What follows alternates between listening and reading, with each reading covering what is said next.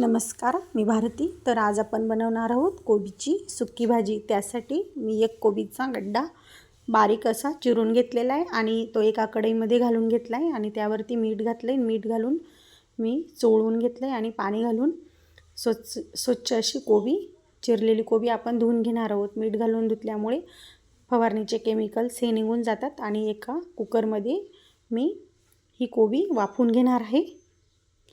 तर कुकरमध्ये मी सर्व कोबी घालून कोबी शिजण्या इतकं पाणी घालून कुकरला एक शिट्टी करून घेतली आणि कुकरची एक शिट्टी झाल्यानंतर मी एका गाळणीच्या साहाय्याने सर्व शिजवलेला कोबी काढून घेतलेला आहे.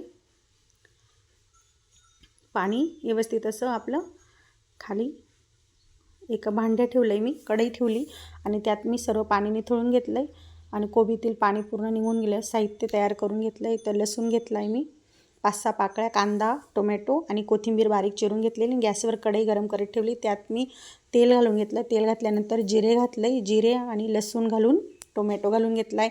टोमॅटो व्यवस्थित असा आपला मऊसूत परतल्यानंतर मी कांदा घातलेला आहे आणि कांदा घातल्यानंतर मी कांदा व्यवस्थित तांबूस रंगाचा होईपर्यंत परतून घेणार आहे. यात आता आपण हळद घालणार आहोत, मसाले घालणार आहोत. लाल मसाला अर्धा चमचा आणि काळा मसाला अर्धा चमचा मी अशा टाकून घेतले आणि व्यवस्थित असे आपल्या फोडणीमध्ये परतून घेतले आणि वरतून आपलं पाणी निथळून घेतलेला शिजवून घेतलेला कोबी घालून घेतला आहे. कोबी आणि कोथिंबीर घालून व्यवस्थित कोबीमध्ये सर्व मसाले व्यवस्थित असे मुरतील अशा पद्धतीने मी चाळून घेतले.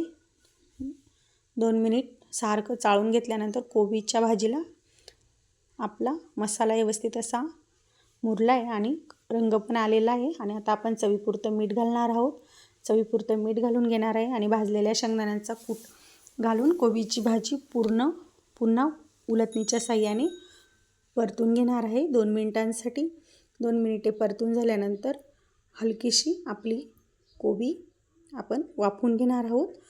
1-2 मिनिटांसाठी मंद आचेवरच ही कोबी आपल्याला वाफवून घ्यायचे. झटपट तयार होणारी कोबीची सुक्की भाजी, साधी सिंपल अशी कोबीच्या भाजीची रेसिपी आहे. माझी रेसिपी आवडल्यास लाईक शेअर करा व चॅनलला नवीन असाल तर सबस्क्राईब करा. आणि व्हिडिओ पूर्ण बघितल्याबद्दल धन्यवाद.